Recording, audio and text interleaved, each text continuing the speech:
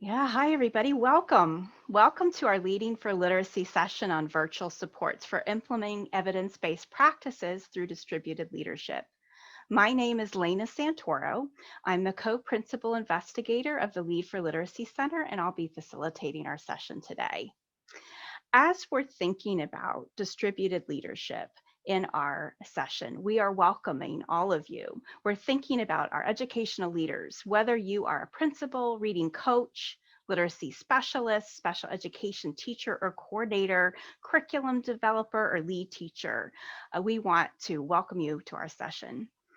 As you know, designing effective literacy instruction is not the sole responsibility of a classroom teacher or school administrator, but should really be a collaborative effort and priority.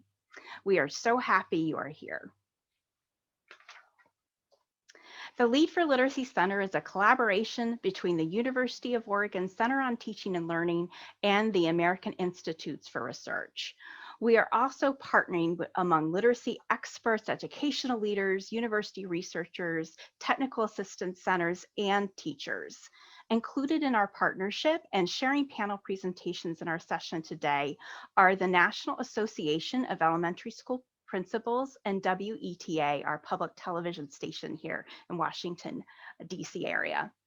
Our collective mission is to provide technical assistance to school and district leaders and build capacity to facilitate improved teacher outcomes and the use of evidence-based practices for educating elementary school students who are with or at risk of literacy-related disabilities.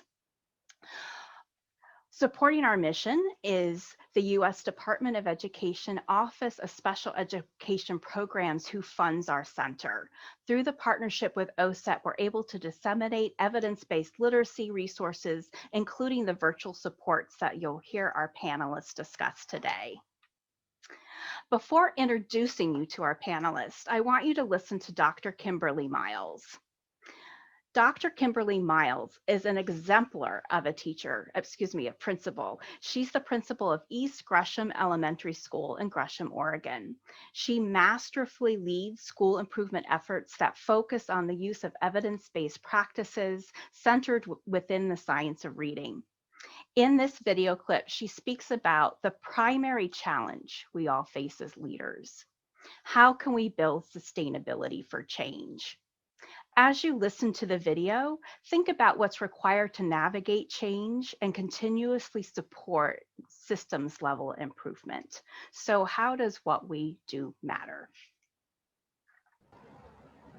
Ultimately, I wanted to build sustainability for change, not just that year, but in the years to come. So how can I empower others to do the work that needed to be done? We began our journey of really using data to make our path, and what did we need to do differently in order to facilitate the learning that needed to occur. So it was a lot of recognizing the hard work of teachers and students, but can we work smarter, not harder? So that's where we started. So building a school culture with the mindset and belief that we get to do this, we don't have to do this. And so that's where we start. And that was the first year of our journey, is really building a capacity for understanding of the work and how does what we do matter.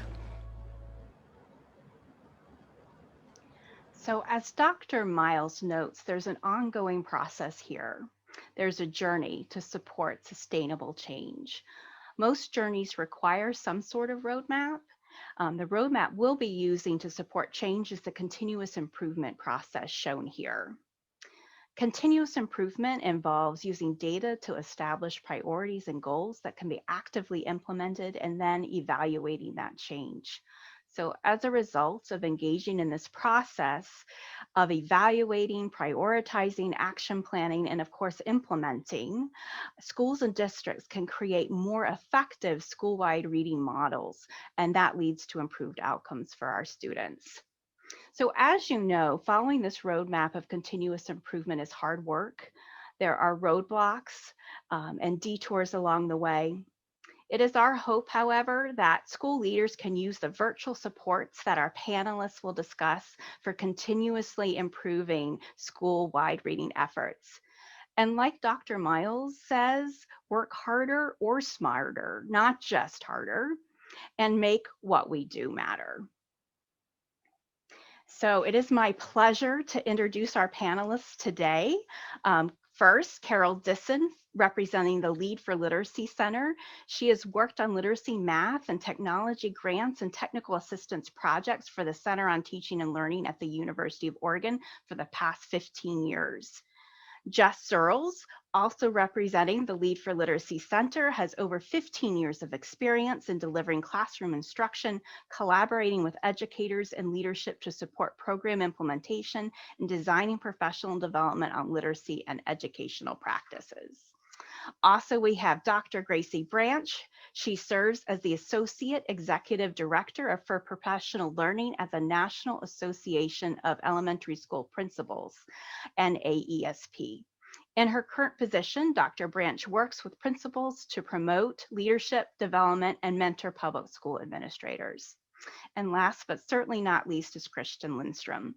Christian is Senior Director of Learning Media at WETA, the public television station in Washington, D.C. Her work in education media began at WETA in 1996 with the launch of LD Online, one of the first websites about learning disabilities. I would also like to acknowledge the educators appearing in the video segments presented in our session. You've already heard from Dr. Kimberly Miles. In addition to serving as the principal at East Gresham Elementary School, Dr. Miles is a member of our Lead for Literacy board.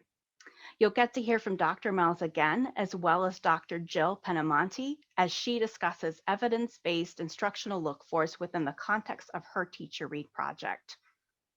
You'll get to meet Megan Carlson as she reflects on collaboration at East Gresham Elementary, and you'll get to see other teachers at East Gresham as they hold a professional learning community meeting. Our panel presentations reflect the different levels of technical assistance provided by the Lead for Literacy Center. We'll begin with presentations that showcase virtual supports that can be accessed universally through websites and webinars. So when thinking about the continuous improvement model that I just mentioned, these universal supports help develop the knowledge and awareness of evidence-based practices that support the evaluation, prioritization, action planning, and implementation. Our panel will also dig deeper and share specific examples of virtual supports that can be implemented to support readiness and target effective reading instruction. These examples will illustrate how leaders can support change through teaming, professional collaboration, and use of e-learning tools and resources. So therefore, we'll start with presentations focused on universal technical assistance by Carol Disson and Dr. Gracie Branch, and then conclude with presentations by Jess Searles and Christian Lindstrom as they focus on the more targeted application of virtual supports. So it is my pleasure to introduce Carol Disson. Carol will discuss how leaders can utilize the Lead for Literacy framework and website to develop increased awareness and use of evidence-based practices in schools and districts.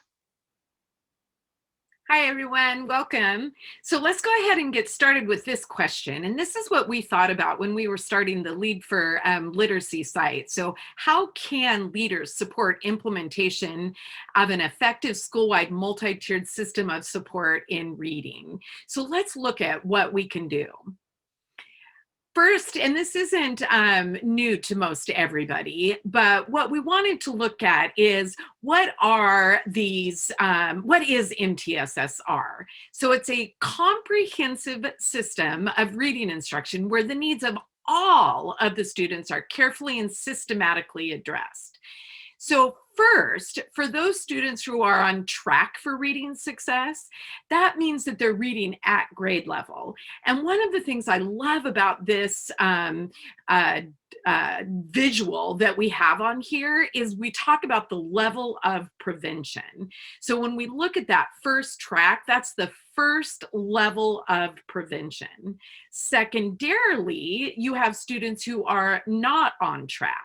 When they're not on track, that means they're reading below grade level, and the school needs to provide reading interventions in order to get them back on track.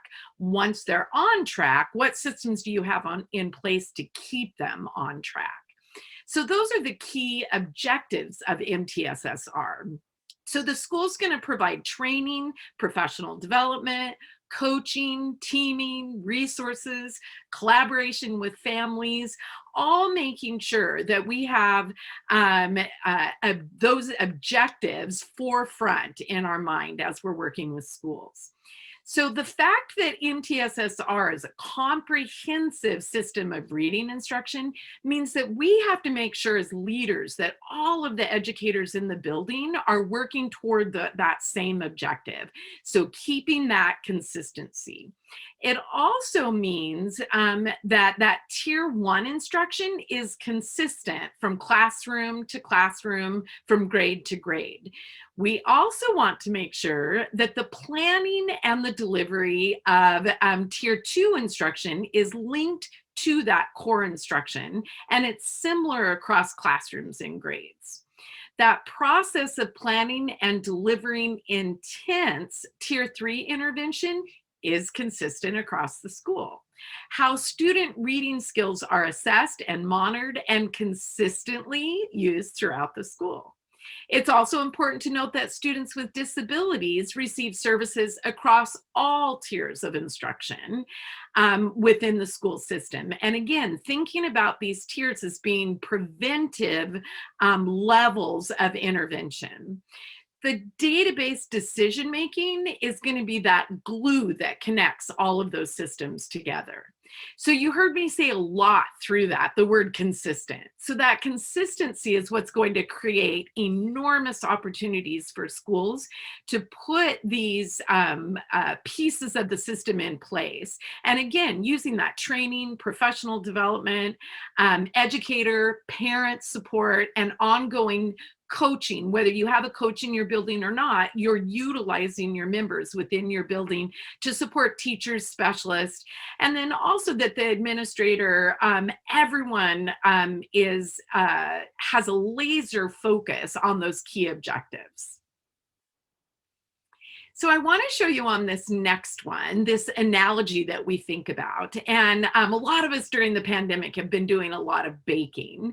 And when you're a baker, you have two things that are really important. First, you have to have quality ingredients that you're using in a recipe. And if you leave out any of those ingredients, whatever your final product is that you're baking isn't going to turn out.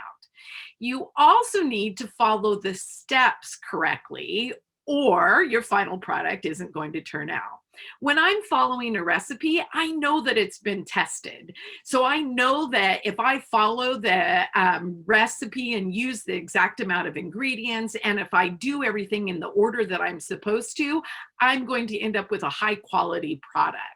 So our Lead for Literacy framework is that same idea. What are those high quality ingredients or those elements based on the evidence of reading science that are going to lead to a high quality product, which are those higher reading outcomes for our students. So let's take a look at what those are.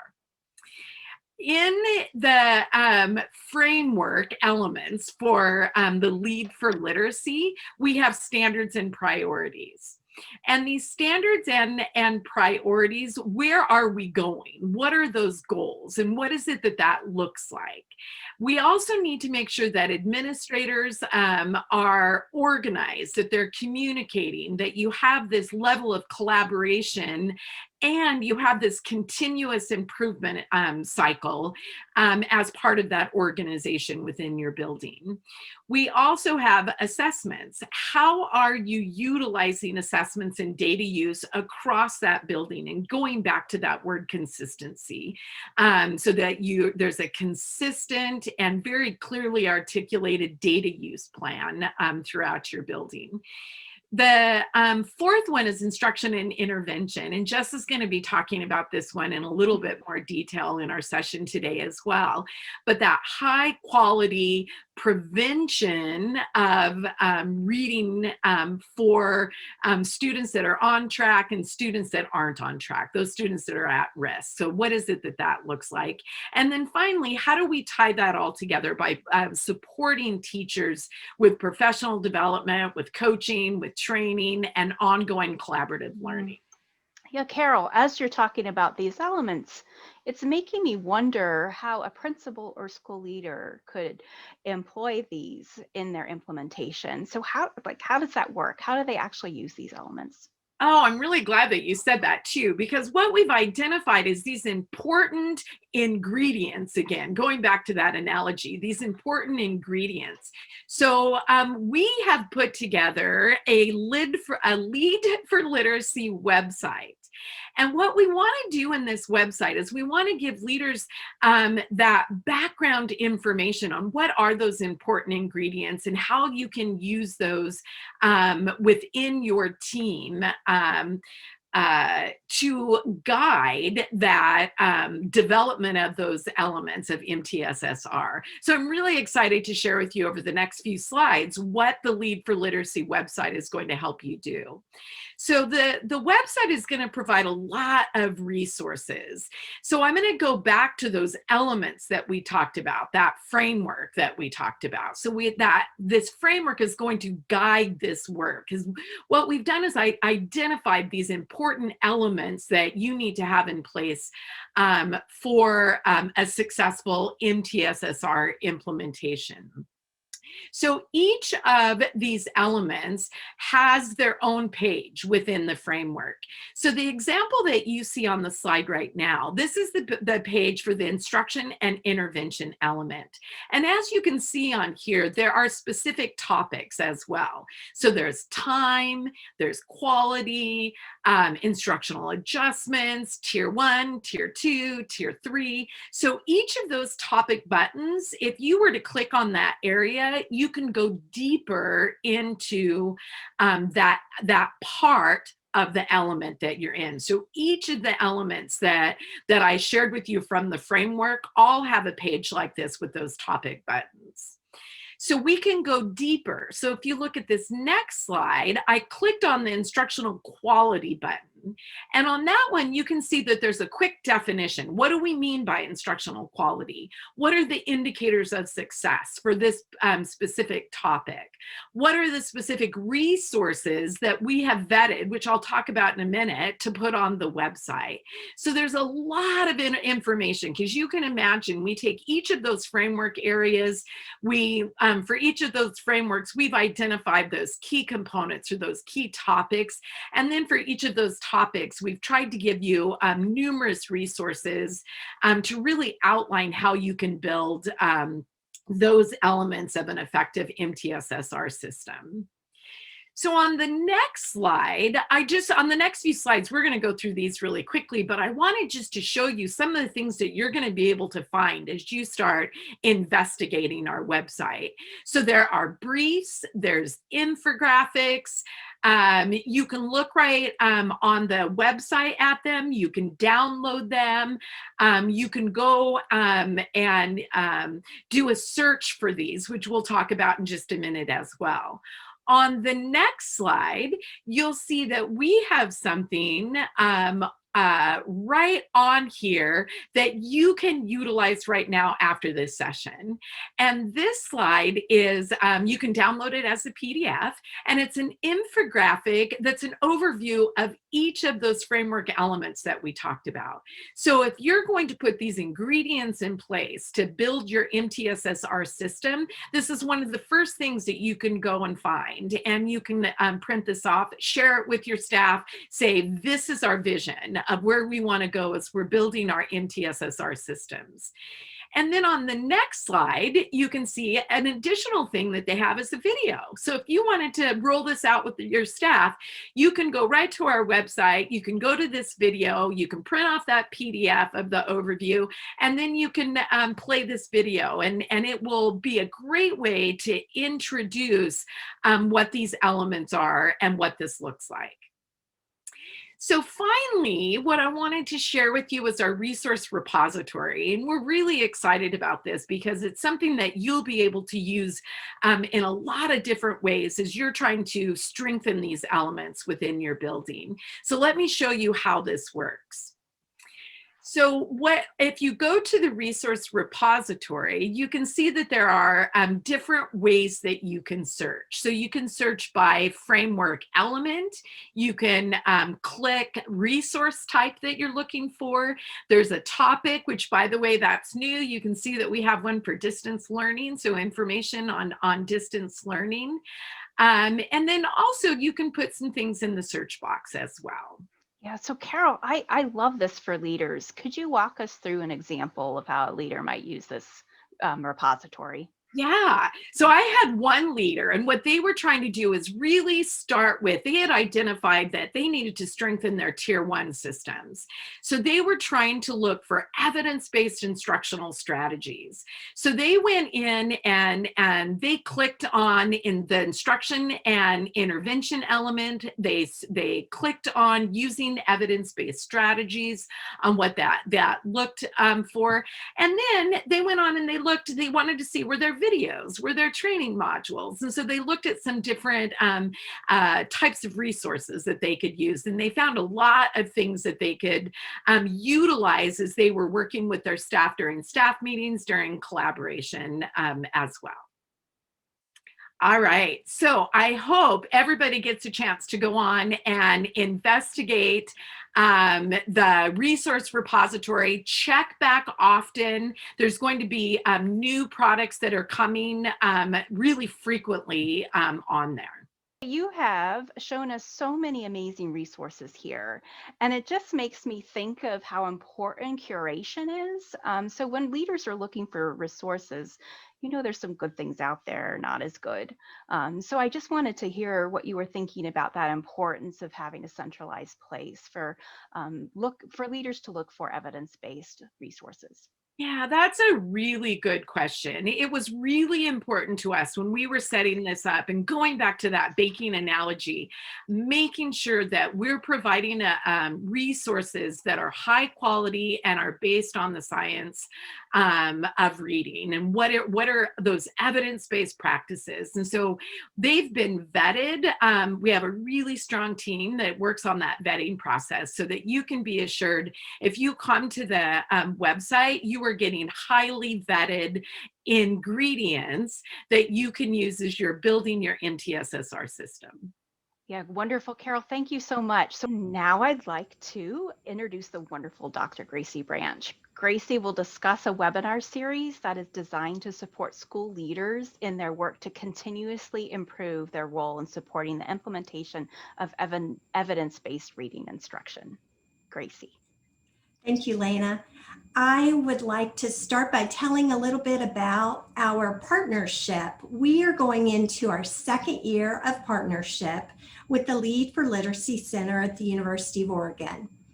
Our partnership is based on the premise that it is of the utmost importance to develop principals as literacy leaders and focus on the school leader's role in effective reading instruction. How do principals lead the way in regards to effective literacy instruction in their buildings? And how do they know the right framework and tools to use? And in what ways can they provide these resources for all of their teachers? These are the important questions that we are trying to help principals answer. So our partnership and webinar series is really based on 3 principles that frame our work together. First, strong organizational and instructional leadership is needed now more than ever before in literacy instruction that will foster students' word recognition and language comprehension skills. Secondly, we've always heard about the importance of the role of the teacher in the classroom, but research shows that principals and other school leaders play an integral role in improving student achievement and retaining quality teachers. In fact, over the past 20 years, the role of the principal has definitely been in the spotlight as education policy has focused increasingly on the importance of the adoption of standards for student learning, having every student succeed, and the challenge of achieving equity. In fact, the Wallace Foundation is in the process of releasing a new comprehensive study entitled How Principals Affect Students in Schools, a systematic synthesis of 2 decades of research that offers more precise evidence on the impact of principals on student achievement and other factors.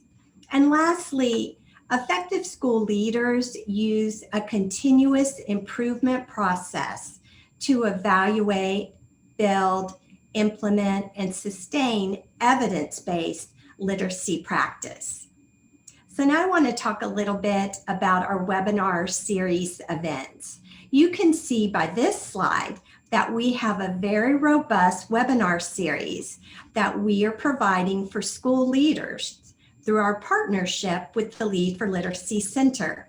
And it ranges in topics from providing multi-tiered levels of support to screening and assessment, supporting early literacy, and supporting effective literacy instruction through professional learning, just to name a few. And you can see the complete listing of topics on the slide that is provided here.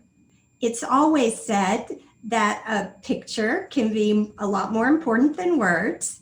And so I thought that I would share a short video clip from one of our most recent webinars on teacher read instruction that was conducted by Dr. Jill Pintamonte. Participating in shared book reading explains significant portions of the variance in young children's early language and literacy achievements. And I find this fact really exciting. And that's because when we think about this activity, it doesn't take a lot of time. And it's an activity we often see happening in homes and in classrooms. So if an activity like this can have such impact on language and literacy skills, I think that's really important to pay attention to. There's a big caveat when we think about the impact of this activity on language literacy skills. And on the next slide, I'll show you what that is. And we think about this caveat, understanding that the key to the effectiveness or the quote unquote quality of this experience is the interactive nature of shared book reading. So if you pick up a book and just read the text off that page, that impact that you want on language and literacy skills isn't going to be there. It lies within that interaction, the conversations and the language you use, the back and forth between teacher and child. So in the next slide, I illustrate how Teacher Read is trying to do this, really ramp up the interactive nature of that read aloud. So what we do is we use interactive instructional approaches that have been shown to be most effective for teaching these language and literacy skills in preschool. So all of the approaches we're using in our program have evidence behind them. We're just kind of pulling them together in one comprehensive package within Teacher Read. What I think is really exciting about this is the idea behind this approach is that teachers are just making simple adjustments to their general book reading practices. And I like to emphasize simple. And I think this is because from a former early childhood teacher, preschool and kindergarten, I know the craziness of an early childhood teacher's day. I know how hard it is to make huge curriculum shifts. So I like to think of this not as a curriculum overhaul, but Teacher Read is a curriculum supplement. And I like to call it a low maintenance program, right? We're asking for just simple adjustments when you're doing something like shared book reading that you typically do in your classroom. Some of the adjustments we're asking teachers to make and some of the conversations really focus on 3 different skills for children. And that's conversations with young children to expand their oral language skills, drawing attention to concepts of print, and drawing attention to the sounds of letters and words. So in addition to our quality webinar series, the Lead for Literacy Center has also supplied articles for NASP's publication, Principal Magazine, and our Leading Lessons insert from the magazine, which is a great resource for school leaders. So what are our lessons learned from our partnership? I believe that it's successful for several reasons. We do a lot of intensive planning together to make sure that each webinar not only will be beneficial to school leaders, but is a topic that they need at that particular time. We've been extremely flexible within the schedule to move webinars around based on the current need of that information for principals. A good example of this practice that occurred this past year was moving up the webinar on screening and assessment because we felt that school leaders needed this information earlier in the year, especially with everything that they were dealing with COVID. It's also important that we go into partnerships that both of the organizations have common goals in mind. I know that NASP, as well as the Lead for Literacy Center, want to expand the knowledge base on quality literacy instruction for principals and help them be leaders in this work. And finally, we debrief together as a team after every webinar, reviewing the evaluations, seeing how we can improve, and acknowledging lessons we learned from this experience. We aren't afraid to make adjustments if warranted. So in conclusion, I just want to thank the Lead for Literacy Center for such a great working partnership that is truly benefiting school leaders nationwide. Gracie, thank you so much. And we appreciate working with you as well and have loved the development and the process of implementing the webinar series. And I'm just thinking about some of the wonderful examples you've presented in your presentation. And one of the things I think I connected with was Dr. Jill Pedamani's example of Teacher Read. I think what I saw there was she's not only talking about the knowledge base, so understanding the research, so what the research says about effective practice, but she's also alluding to those look-fors in instruction that are critical for leaders. So she talked about, like in this case, the importance of interactions, and then detailed some specific things that are effective about read alouds with young children. So why do you think it's so essential for leaders to know and understand and be able to identify those evidence-based instructional look-fors? I just think it's really important, Lena, for principals to be able to connect research to practice. You know, that there has to be something that is evidence-based that really provides that great foundation for the work.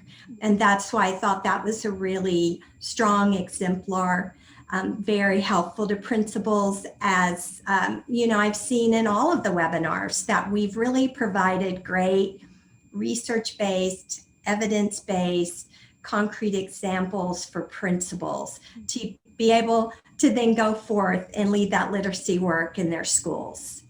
Yeah, no, it makes sense. It definitely makes sense to me. And it makes me think about, Gracie, an example you shared with all of us in one of our preparation sessions where you were talking about your experience as a principal going to classrooms alongside your reading coach and what that was like. I wonder if you could share just a little bit about that example for our session here.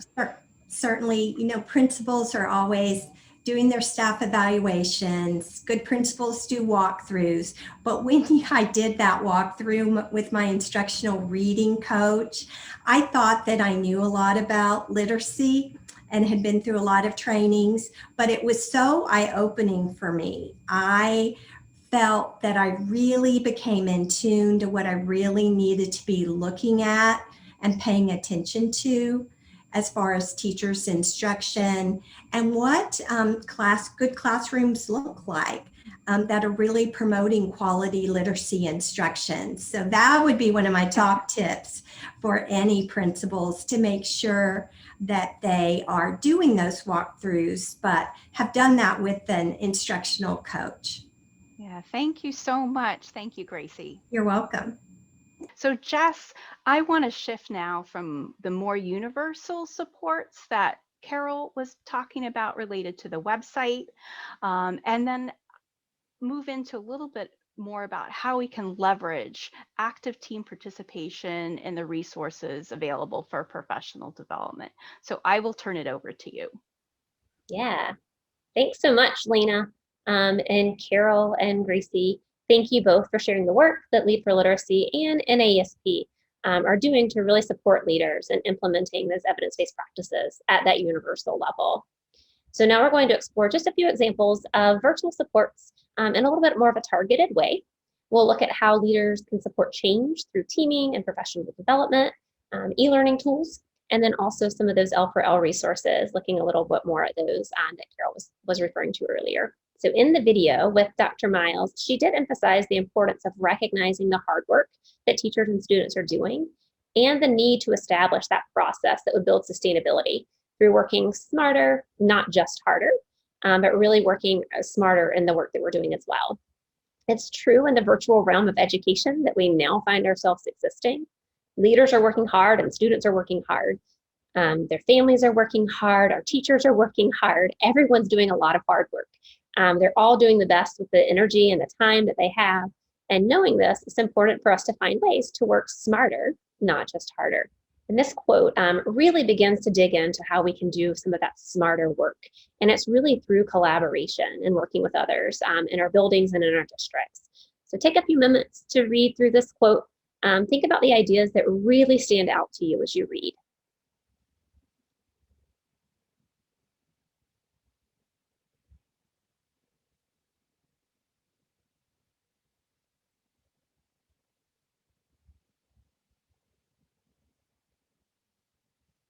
So Michael S. Ryan Elementary in Laredo, Texas, is tapping into the energy that's created when we really empower others to join in on the work. The school counselors and campus nurse are involved, instructional specialists, digital learning specialists, teachers. They're all part of the planning and delivery of services to support their students. Now I know not all schools across the country have access to these roles in their school building. We don't all have digital tech support or school or campus specific nurses and school psychologists. But how can we use each of the staff we do have in our buildings and our districts to bring about that collective and sustaining change? The L4L framework addresses reading instruction from a school-wide perspective, which is what Carol was talking about earlier. And it really is using school-based teams, that professional learning and development, to build the capacity. And that's a big part of the work. This resource from REL Pacific provides information on strategies to really help administrators and school staff development coordinators and others adapt information and professional learning to an online environment. And as we look at collaborating with others, lots of us are now trying to figure out how to do that in a remote context. Some aspects of that collaboration can look the same as they would in person, but some aspects of that really do have to be tweaked to work well virtually. In this video, they provide 7 strategies for adapting that professional learning for a virtual setting. And as we provide this learning in a virtual environment, we really do need to consider the people that are involved and the needs that they have. What learning and skills need to be developed? The answers to this question may be different than they would have been when we were in person. Likely there are needs around technology use or navigating an online platform or posting things to Canvas that weren't really needing to be addressed pre-pandemic.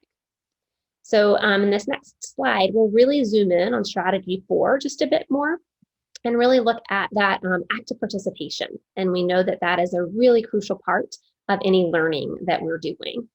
So strategy 4 really addresses the importance of that active engagement and learning. And we know that active participation is a part of the learning process for our students, and it's true for adult learning too. So now that we're in connecting with each other virtually and in that remote environment, how can we actively engage everyone in the work over computer screens and Zoom boxes?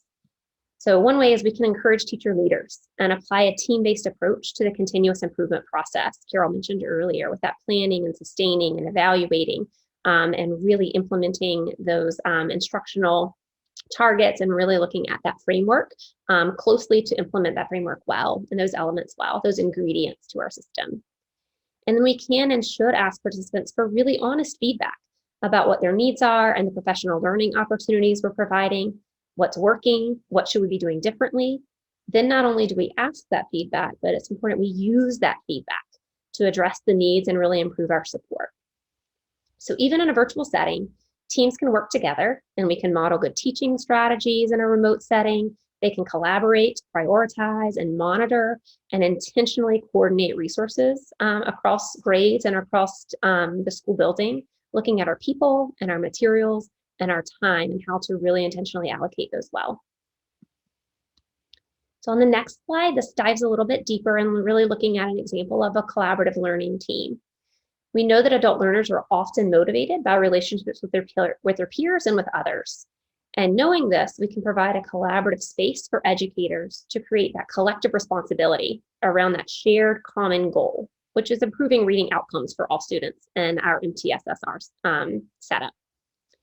And it really relates to instruction and intervention as teachers are working with one another to learn more about the evidence-based practices to use in their instruction, to improve their implementation, and to celebrate their successes with one another, which is a really important piece, that not only are we working harder and smarter, but we're celebrating those successes that we're experiencing.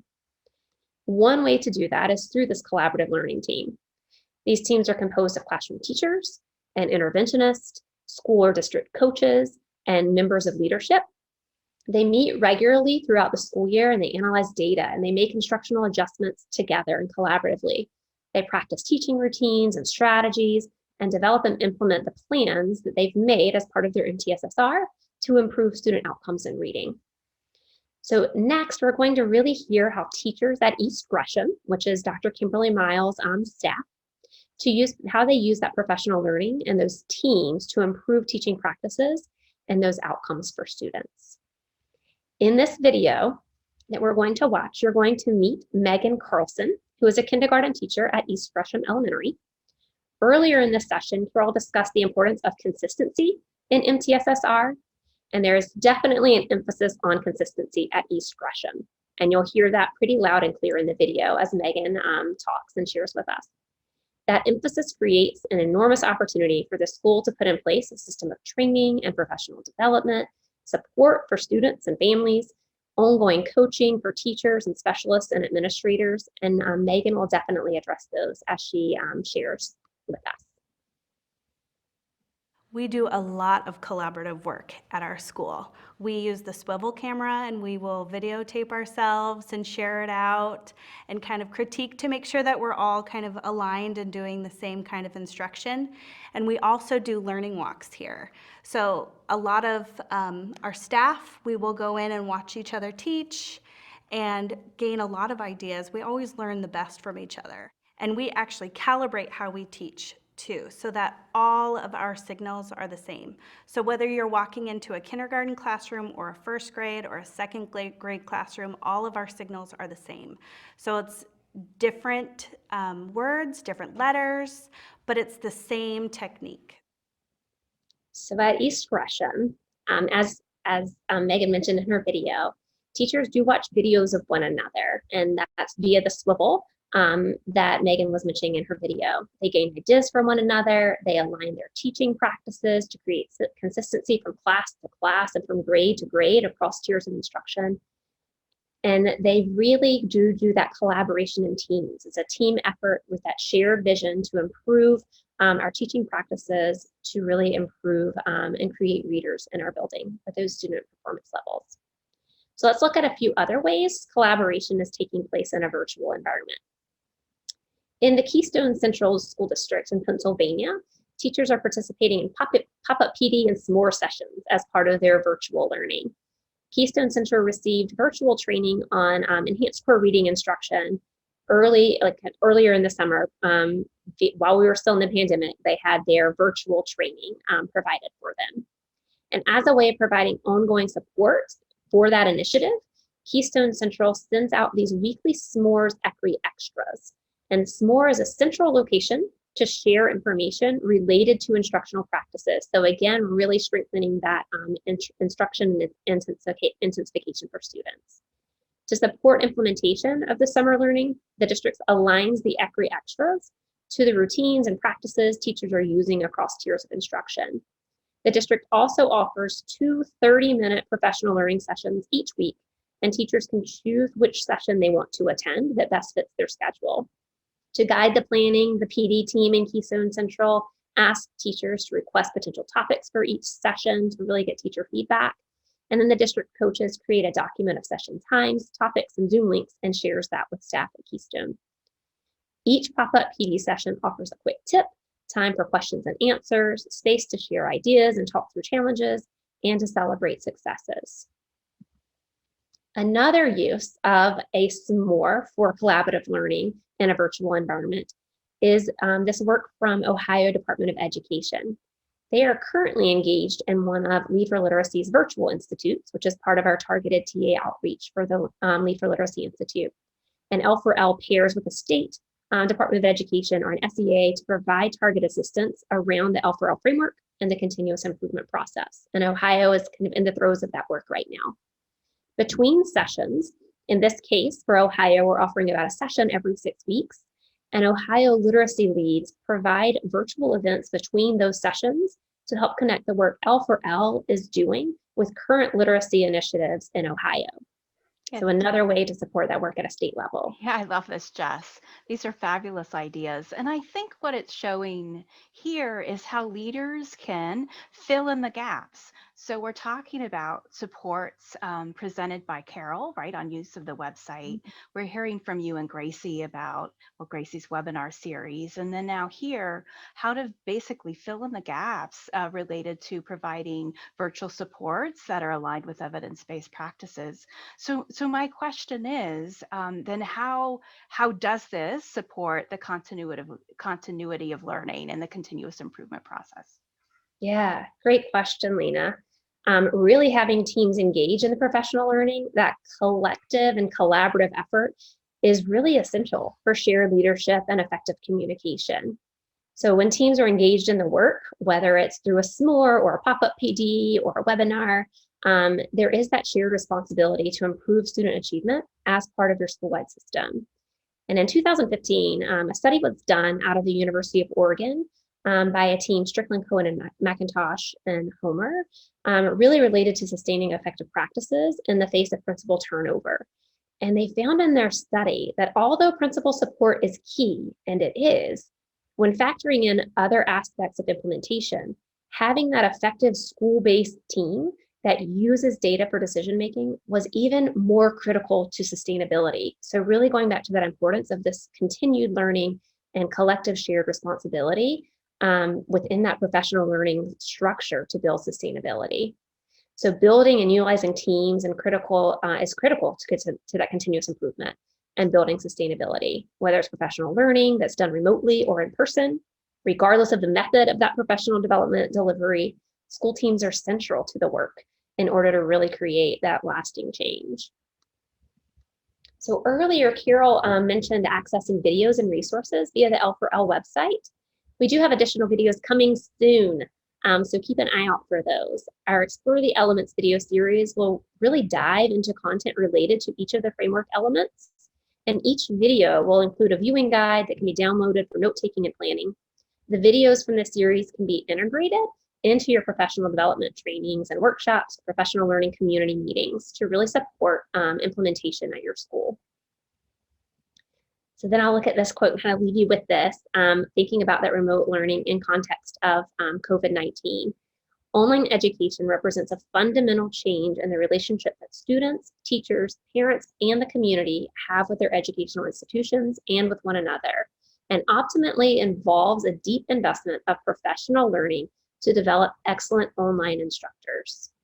So really looking at the meaningful professional learning and team-based work as an investment. It does require time, which we often feel like we never have enough of, and it does require careful planning. And at times it requires tough conversations and change, both of those that can be uncomfortable and challenging. But really to develop ourselves and improve our practice is an investment that's worth making. Our students are worth every investment we make, and they deserve every ounce of what we pour into the work. And as Megan from Easton Gresham said in her video, we really do learn the best from one another. If we invest in one another, then we can invest in our students. That was fabulous, Jess. Thank you so much for sharing those resources and those ideas for supporting professional development. I think, as you know, with our work at the Lead for Literacy Center, we've been involved in the process of trying to translate very traditional formats for professional development into a into virtual delivery.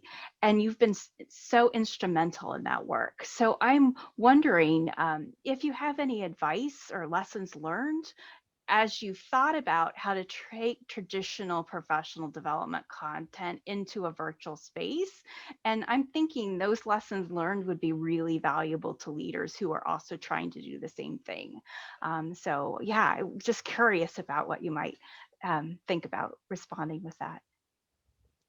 Yeah, there's a lot of them, right? A lot of lessons to be learned. I feel like I still learn like 5,000 new lessons a day as we're all navigating the virtual waters that are kind of a reality right now. But really, I think one of the big takeaways is that teamwork really does make the dream work. And I've said it for years, just kind of like joking, teamwork makes the dream work. And it's cliche and it's cheesy, but it's oh so true. I've stated that phrase over and over and over again, but now I know that it really is a pure truth. I work with an amazing group of people across multiple projects that I'm working on, trying to convert things to a remote learning format. And anything that I do, I know that I can ask for help with those things that I'm working on, and that's what's made it bearable through everything. So anytime I don't know how to do something, or I get stuck and I need someone else to look at the content to help me get unstuck, I know who I can ask for those things. And much like I was talking about earlier, like when you know your people and you know the skills and talents each of them bring to the table, it's really powerful to then tap into those and really look at it as collaboration. And then also like being willing to offer your own help when you can, right? So knowing that true collaboration is not a one-way street. We are all part of that collaborative party. And I think semi-related to that work is to know when to speak up and ask for help. I am quite independent and I like doing things on my own. And this pandemic craziness has really like made me realize that although I'm physically on my own and I'm very isolated, especially with regards to work, my work doesn't have to be that way. It does mean that other folks are isolated too. And that often makes it difficult to gauge like where everyone was with their workload and with their commitments and things that they're working on. But when I do feel like things are piling up or I can't take something else on by myself, I have to speak up. And my colleagues are beyond willing to help, but it's really my responsibility to let folks know if I need that. And we do that for one another. So I think it is connected to that collaboration too. Yeah, for sure. It deeply resonates with me as we think about that virtual translation to our work, and deeply resonates as we apply it to recording the CEC session too. But thank you. I appreciate your insight so much.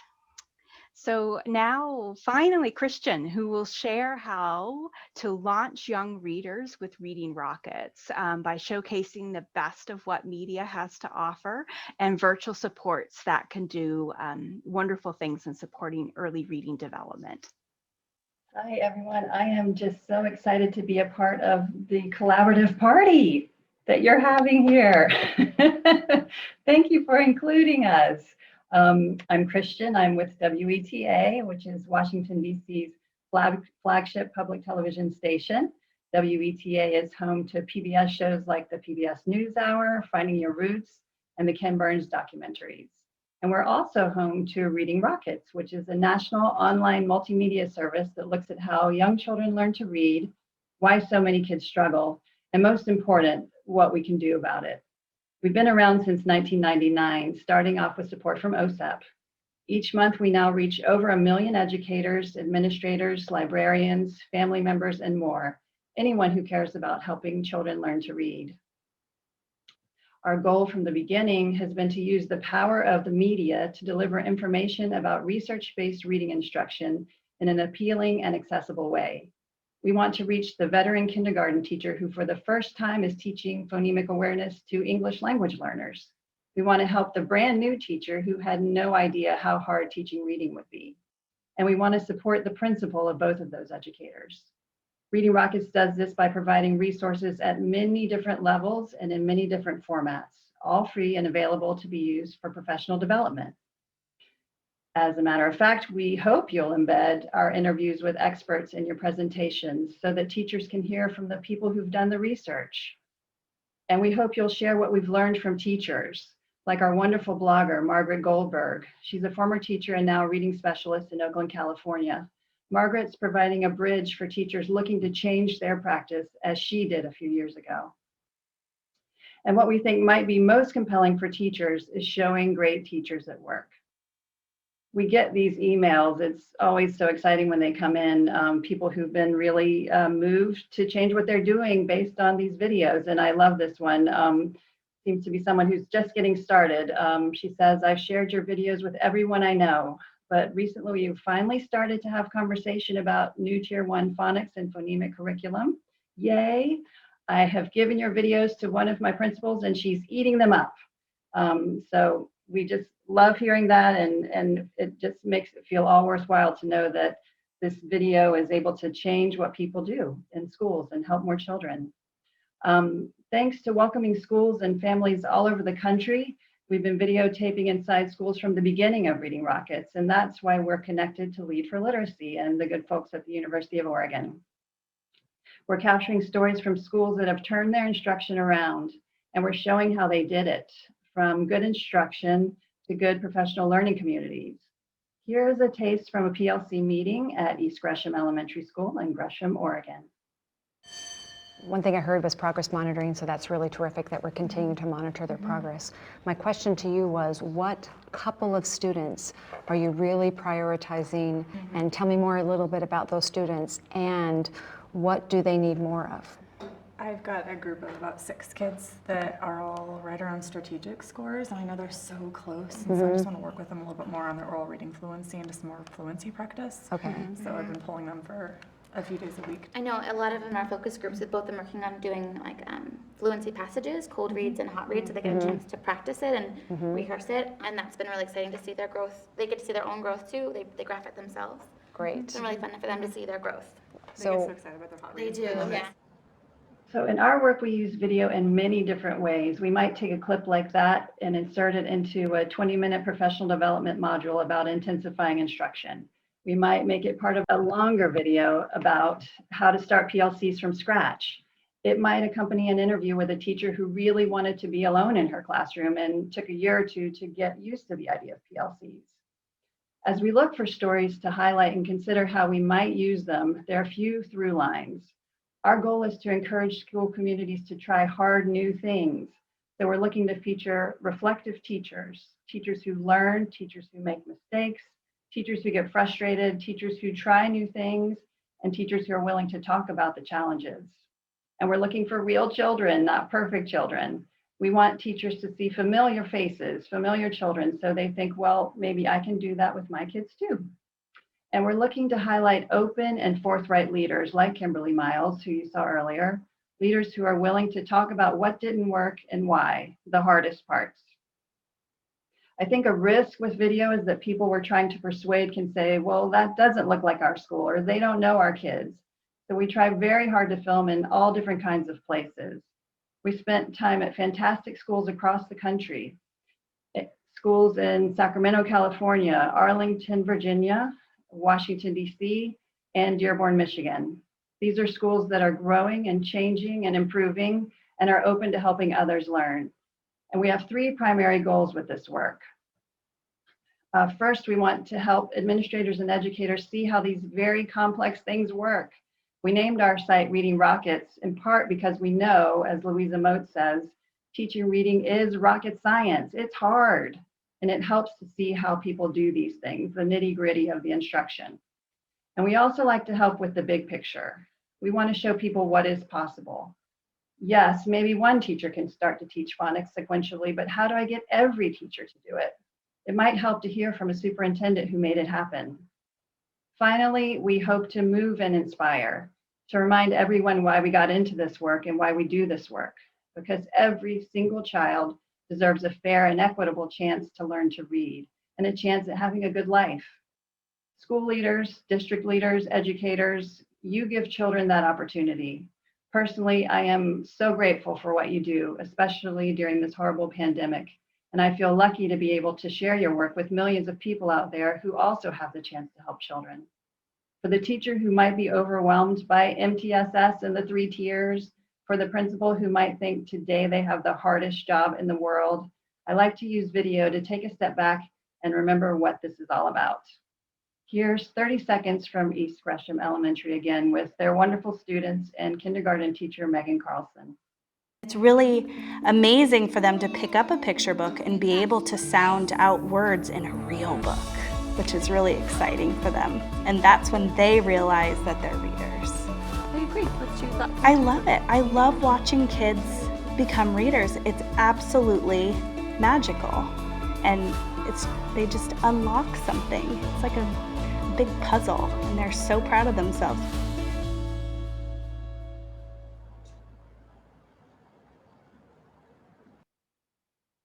Really great kids and really great teachers in a great place. So thank you very much. I hope this helps, and I hope you'll come visit Reading Rockets when you get the chance. Christian, I love that presentation, and I absolutely love Reading Rockets. And I have to admit, I've often thought about the resources on Reading Rockets from a teaching lens, that teaching perspective, but your presentation has really shown how those resources can be incorporated into professional development and how supportive they are for collaboration too. So I'm just so grateful for what you shared. I actually have a semi-related, but also sort of a tangential question as I was watching your presentation. I'm just curious, with all your experience working with media and video, why you selected that particular clip of teachers in the professional learning community at East Gresham. Okay. Well, I really loved seeing the principal and the teachers engaged together, making sure that every child is taken care of. You know, the principal, she's so busy. It's a huge school. She's got so many teachers. There's so much going on, but she wanted to know from those 3 teachers, which of your kids are you most concerned about right now? She took the time to focus on them so that nobody falls through the cracks. And they've clearly developed such a great relationship. These teachers weren't intimidated by that question. They were ready. They're using data. They know where every single student is. And I don't remember if this made the clip, but the students even know where they are because of what they've done at that school. The students chart their own progress, and so they know what they need to do. So I just thought it was a great example of sort of what a school can aspire to. I know, and you all know from experience with that school, that it was a lot of hard work getting there. If you had visited 3 years ago, they wouldn't have been having that meeting. But now we can see with the work that we've documented where you can go and what that can do for children. So that's what I liked about it. Yeah, I love it too, absolutely. And I think that leadership really shone through. It was one of the things that also appealed to me was how Dr. Miles was right in there at the meetings and facilitating and being part of it all. So really, I think it was a wonderful showcase of that kind of work, and a great example, as you said, about sustainability for change. So being in there for the long haul and really embracing that change process.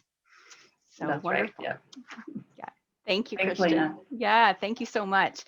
And thank you to all our panelists today, and to those of you who've come and joined and viewed our session.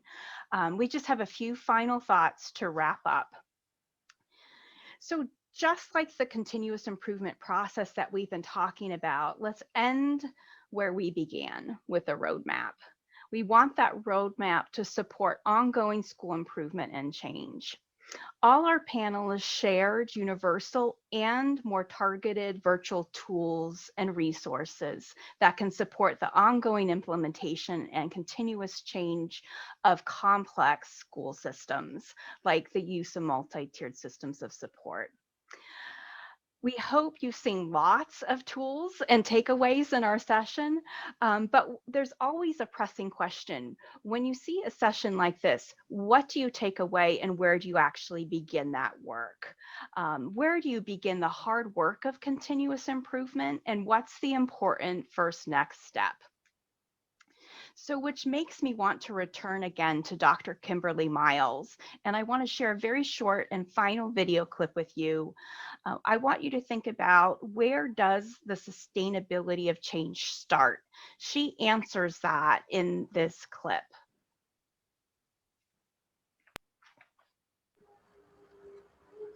So I think reading instruction, we really need to talk about, what does the professional development look like? So we started there. So after we built our positive school culture and continued, that's a never-ending journey, we really dived into professional development, and we did it not only in just one segment, but ongoing. So what that means is we had an initial trainings on the early development of stages of reading for children, and what does that look like for instruction? What do I need to do differently or more of in order to facilitate the change that needs to occur? And then teachers, during these collaboration sessions, the professional development, teachers got to learn alongside each other on what that looks like, and building that sense of community and trust took a long time for them to develop a sense of ownership of this work, but they did it collaboratively and together. And so by purposefully creating that culture shift of moving out of isolation into a collaborative environment, we were able to change the trajectory or outcomes for students. Yes, wonderful words. So in conclusion, we want to change that trajectory of outcomes for students. And we begin that with professional development and collaboration. We use evidence-based practices to guide that process. As Steve Jobs has noted, great things are never done by one person. They're always done in teams. So therefore, thinking about our session today, we want to shift from the my kids to our kids, and we want to move from the I to we. So a huge thank you for the opportunity to showcase Lead for Literacy's technical assistance and dissemination efforts. For more information about our center, please visit our website and follow us on Twitter and Facebook. And a big thank you too to Gracie Branch for representing NAESP and discussing the NAESP and Lead for Literacy webinar series. And to Christian, thank you. Thank you for showcasing WETA's work with Reading Rockets. We are so appreciative of your partnership and participation in this panel presentation.